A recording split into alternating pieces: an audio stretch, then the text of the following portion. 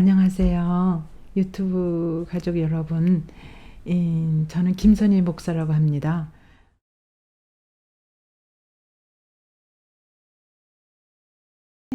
오늘은 14절부터 18절까지를 제가 본문을 읽고 말씀을 이어서 드리겠습니다.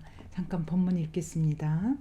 룻이 새벽까지 그의 발치에 누웠다가 사람이 서로 알아보기 어려울 때 일어났으니 보아스가 말하기를 여인이 타작마당에 들어온 것을 사람이 알지 못하여야 할 것이라 하였습니다.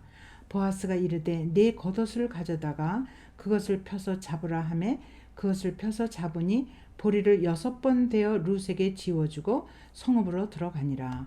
룻이 시어머니에게 가니 그가 이르되 내 딸아 어떻게 되었느냐 하니 룻이 그 사람이 자기에게 행한 것을 다 알리고 이르되 그가 내게 이 보리를 6번 되어주며 이르기를 빈손으로 내 시어머니에게 가지 말라 하더이다 하니라. 이에 시어머니가 이르되 내 딸아 이 사건이 어떻게 될지 알기까지 앉아 있으라. 그 사람이 오늘 이 일을 성취하기 전에는 쉬지 아니하리라 하니라. 네, 여기까지 우리 같이 읽었습니다. 이제 룻이 보아스의 그 발치 쪽으로 가죠. 그래서 보아스가 뭐라 그러냐면 날이 새면 얼른 이렇게 주위 마을 사람 눈에 띄지 않게 빨리 집으로 돌아가라. 그러니까 행여나 오해를 받을까봐. 근데 그 당시에 그 곡식단을 이렇게 지키려고 이제 많이들 젊은이들이나 또 사람 남자들이 밖에서 잠을 자요. 곡식단을 지키려고. 그럴 때 이제 또 심술궂고 또 아주 힘께나 쓰고 또 못된 짓 하는 사람들이 꽤 있었거든요. 그러니까는 보아스가 이제 지켜주다가 날이 훤히 셀라 그럴 때 얼른 이제 집으로 가라 이렇게 되는 거죠. 그럴 때 벼이삭 6대를 이렇게 아주 풍성하게 주어주면서 시어머니한테 갖다 드려라. 네가 빈손으로 들어가면 어떡하겠냐. 그래서 이제 룻이 그 곡식 이만큼 6대를 안고 시어머니한테 집으로 가죠.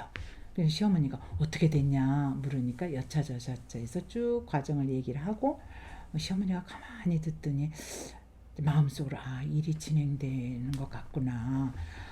그리고 나서 내 딸아 어떻게 이 일이 앞으로 진행될런지 가만히 좀 지켜보자. 시간을 갖자 해가지고 그 보아스가 앞으로 일을 어떻게 진행하는지 우리 두고 보자.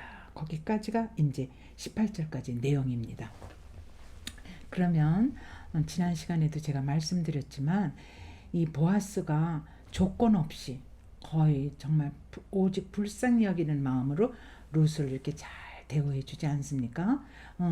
그 대우를 해줄 때 오히려 룻 마음을 헤아리는 거예요.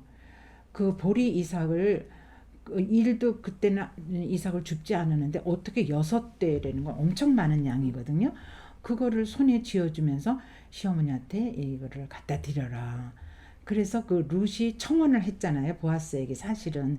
근데 어떤 결과가 지금까지 진행됐냐면 보아스가 마음은 있죠. 그런데 보아스가 생각할 때 자기보다 더 가까운 친족이 한 사람 있는 거예요.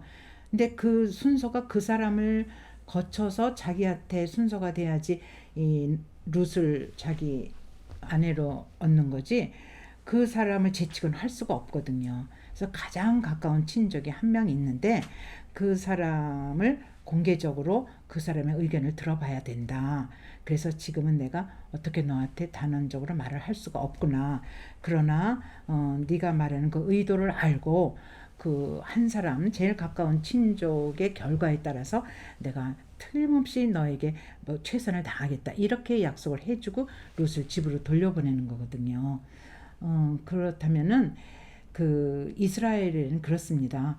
이 친족이 왜 지금 이렇게 여기 내용에 나오느냐 하면은 이스라엘에는 돈이 있다고 그래서 땅을 사는 게 아닙니다. 어떻게 됐냐면 이스라엘에는 땅을 우리나라처럼 뭐 계약서 써가지고 돈 주고 사고 팔고 그런 제도가 아니에요. 땅은 하나님이 주인이라고 알고 있거든요. 아주 옛날 고대로부터 지금까지도. 그러니까는 그 땅은 이렇게 빌려는 줘요. 그래서 왜 나봇의 포도원 그것도 그 나봇을 죽이지 않습니까? 저기 이세벨이.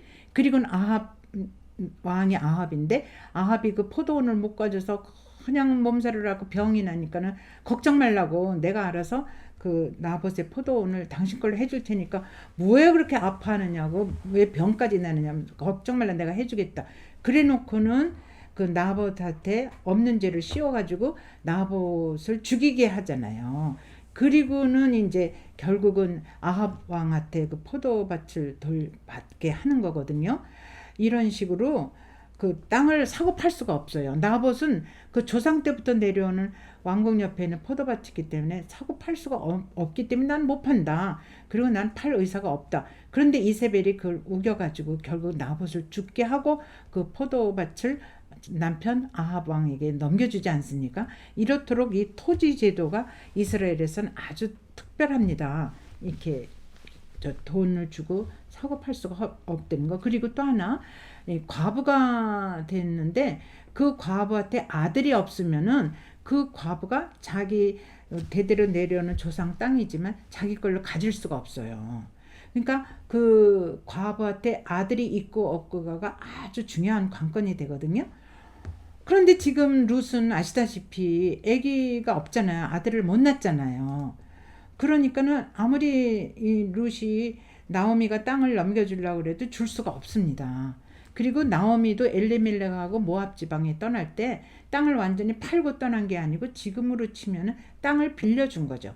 그래서 우리가 없을 동안에 경작을 해라. 그러니까는 그걸 뭐라고 얘기를 하면 될까요? 오늘날은 지금 전세를 놓고 간다 그러나?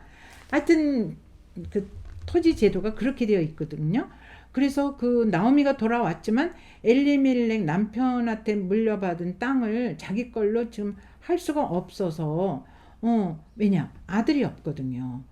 그리고 며느리 룻도 물론 아들이 없고 그러니까 두 과부한테는 그 땅을 자기 걸로 할 수가 없습니다. 물론 돈도 없고 이런 형편이기 때문에 지금 나오미가 곰곰이 생각을 하니까 룻이 보아스가 룻한테 고엘이 되어준다는 거는 사실은 아들을 낳아주는 거예요. 그런데 그때 난 아들은 보아스의 아들이 되는 게 아니고 죽은 엘리멜렉의 아들이 되는 거예요. 그리고 그 다음에 이제 아들을 낳게 되면은 땅이 있을 때 그 땅도 전세 빌려줬던 거 말하자면 경작을 하라고 허락해줬던 거를 다시 자기 쪽으로 들여오려면은 그 돈을 지불해야 되거든요. 그래서 그 돈도 또 이 고해를 맡은 사람이 해줘야 돼요. 그러니 자식도 낳아줘야 되고 그 자식도 자기 자식이 아니고 또 땅을 또 자기 걸로 그쪽 쪽으로 돌려줘야 자기 돈 내고 돌려줘야 되고 누가 그 짓을 해요. 이건 완전히 나오미하고 룻 그들을 불쌍히 여겨서 정말 인애를 베풀지 않으면 사랑을 베풀지 않으면 일은 있을 수가 없거든요. 그러니까 여간에서는 이 고엘 제도가 율법으로 있긴 있지만 실제로 이스라엘에서도 그렇게 자주 통용되는 게 아니에요. 그런데 나오미가 이 발상을 해가지고 이것을 룻을 시켜서 돌진하는 거예요. 그러니까 무슨 얘기냐면 하나님의 법이 있을 때 이거를 믿음을 가지고 그것을 누가 돌진해서 행동에 옮기느냐 안 옮기느냐는 건 완전히 우리 사람 편이에요. 사람이 그 하나님의 법을 믿고 그리고 그 결과가 어떻게 되든지 그 법을 적용하고 행동에 옮겨 보겠다. 이런 결심과 각오가 지금 나오미한테 딱 쓴 거예요. 이럴 때 하나님의 역사는 새롭게 일어난다는 거. 생각을 해봐요. 저기 그 모세가 그 누구죠? 모세 어머니가 요게벳이 아들을 낳는데 낳고 보니까 딸이 아니고 아들이잖아요. 그럼 그때 이스라엘의 아들은 죽이라고 그랬거든요. 그래서 죽일 수밖에 없는데 이 요게벳이 죽으면 죽으리라 그러고 잡힐 때까지 발각될 때까지 내가 이 아들을 키우겠다. 그렇게 결심을 하고 아들을 3달 동안 숨겨 키우지 않습니까? 그리고 나서 이제 그 아들이 커서 이제 울음소리가 너무 커지고 발각이 날 테니까 이제 할 수 없다. 그래서 그 이렇게 갈대상자를 만들어서 거기다 아들을 넣어서 나일강에 띄우지 않습니까? 이것도 요게벳으로는 굉장한 결단이죠. 죽으면 죽으리라. 그래서 믿음이 왜 여인들에게 이렇게 전수되어 오고 이스라엘에서도 어머니가 믿음의 사람이면 그 자손은 믿음의 자손으로 이어지거든요. 아버지의 신앙이 아니고 어머니의 신앙이 이어져요. 그러니까 엄마의 신앙이 자손한테 이어지고 그 가게는 믿음의 가게로 알려지듯이 이 어머니의 역할은 이렇게 대단한 것 같아요. 그래서 지금 나오미가 그 결단을 하고 룻을 시킨 거잖아요. 그랬는데 보아스가 완전 거절이 아니고 그 과정이 이렇게 됐으니까 조금 기다려줘라 이런 뜻이잖아요. 그래서 이제 이 나오미가 룻한테 이제 기다려보자.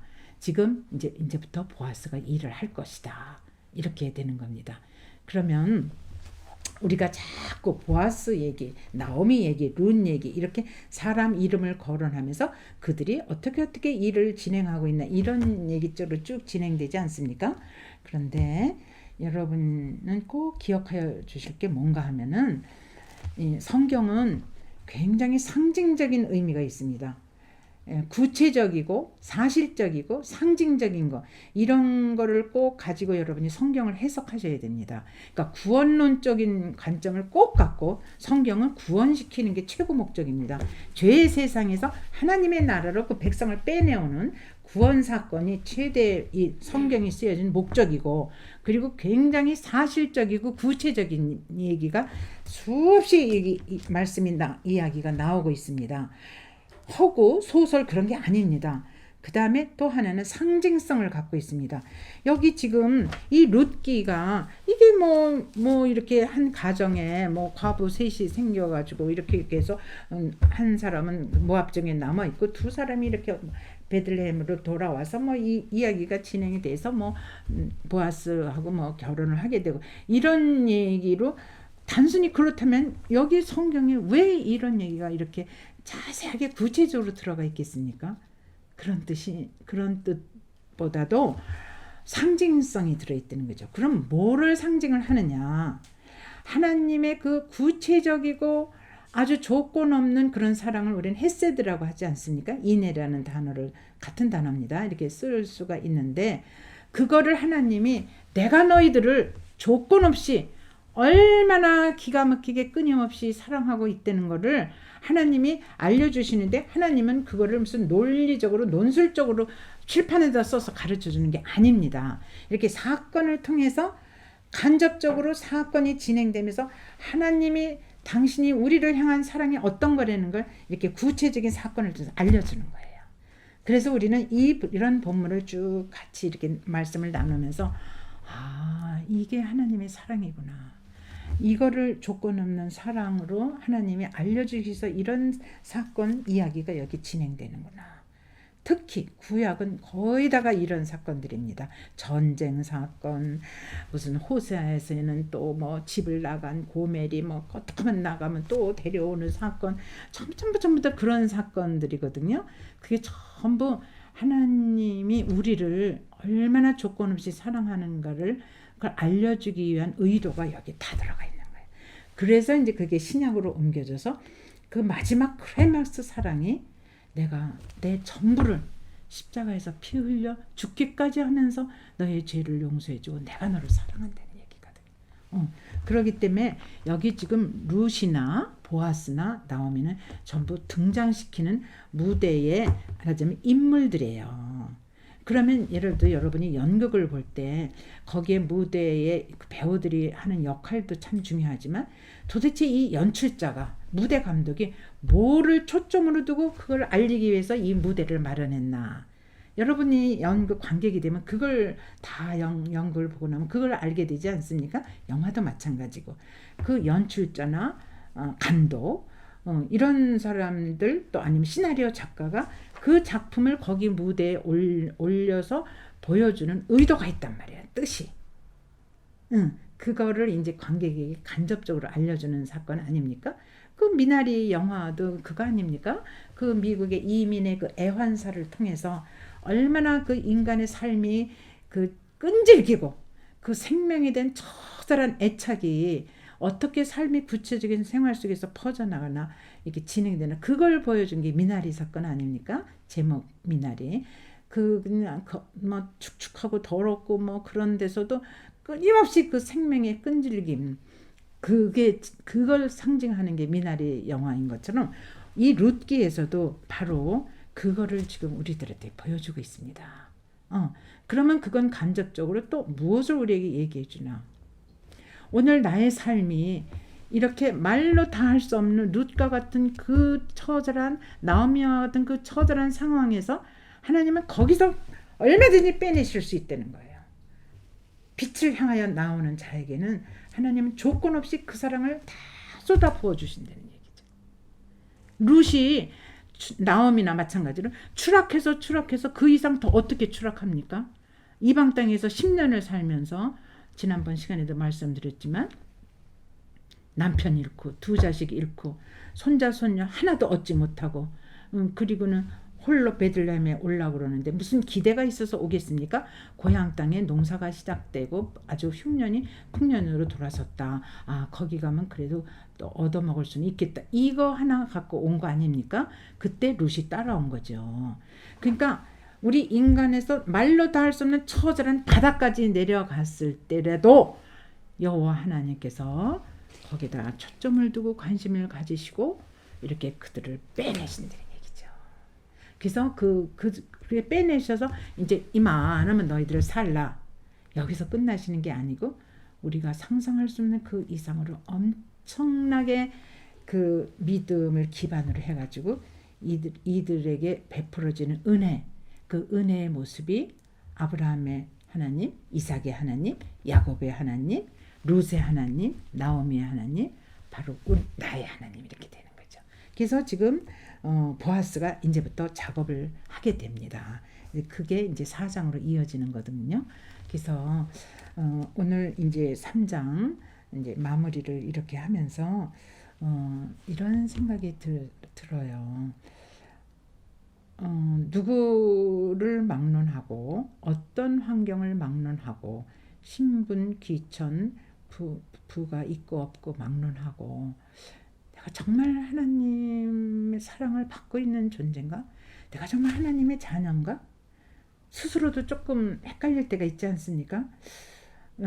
그럴 때 오늘 이렇게 같이 나눈 이 말씀을 다시 한번 곰씹은다면은 그 이방 땅에서 하나님을 알면 룻이 얼마나 알았겠어요. 나오미를 통해서 그 하나님을 만난 거 아닙니까? 그런데 이 베들레헴 땅에 와서 얼마나 하나님께서 룻의 믿음을 키워주고 나오미의 믿음을 키워줘서 그 성숙된 믿음의 그 모든 결과를 지금 보아스를 통해서 이제 받게 되는 거거든요. 그렇다면은 하나님께서도 계속적으로 나의 믿음을 지금 성숙시키고 계시고 일하시고 계시구나. 내가 그거를 미처 몰랐을 뿐이지 하나님은 끊임없이 나와 함께 하시면서 당신의 일을 나의 구원의 계획 속에 집어넣으시고 진행하고 계시다는 걸 여러분이 정말 말씀 속에서 자주자주 느끼고 믿는다면은 여러분의 하루하루의 삶이 그렇게 무료하고 또 의미가 없고 그리고 지루하고 이렇지 않을 거예요. 여전히 나는 앉아있더라도 하나님은 여전히 내 주위에서 나를 일으키시려고 그러고 나를 인도하시고 내가 그 빛을 따라가면 나의 삶은 점점 밝은 길로 환한 길로 인도되겠다. 이런 믿음을 가지시는 여러분이 되시기를 간절히 기원드립니다. 기도하겠습니다. 하나님 아버지, 오늘 룻의 청혼을 보아스가 이렇게 본의 아니게 더 가까운 친족 이야기를 하면서 일단 보류하면서 아버지 룻에게 풍성하게 곡식알을 더 많이 6대나 되게 주면서 시어머니한테 그것을 갖다 주라고 합니다. 아버지 하나님, 우리는 성경이 효도가 참 안 보인다고 이렇게 그래서 유교 쪽은 완전히 효도를 강조하는데 기독교는 아니라고 얘기하지만 오늘 본문을 보면 천만의 말씀입니다.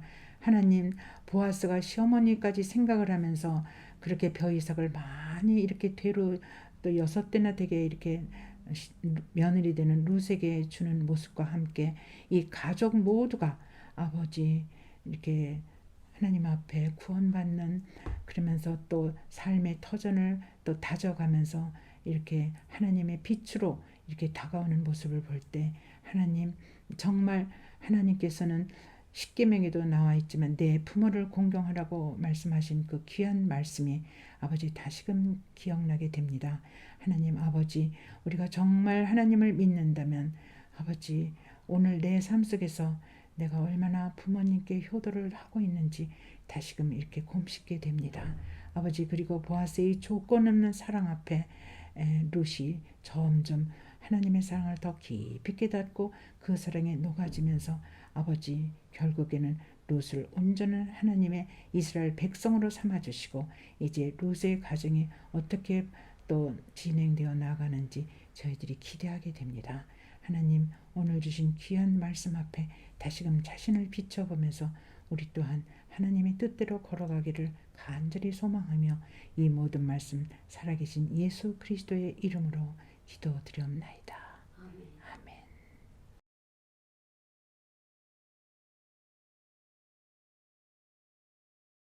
강물처럼 이주연. 집착하지 말고 흐르십시오. 미워하지 말고 흐르십시오. 불안해하지 말고 흐르십시오. 두려워도 말고 흐르십시오. 원망하지 말고 흐르십시오. 머물지 말고 흐르십시오. 바다에 이르는 강물은 흐르지 않는 법이 없습니다. 아멘.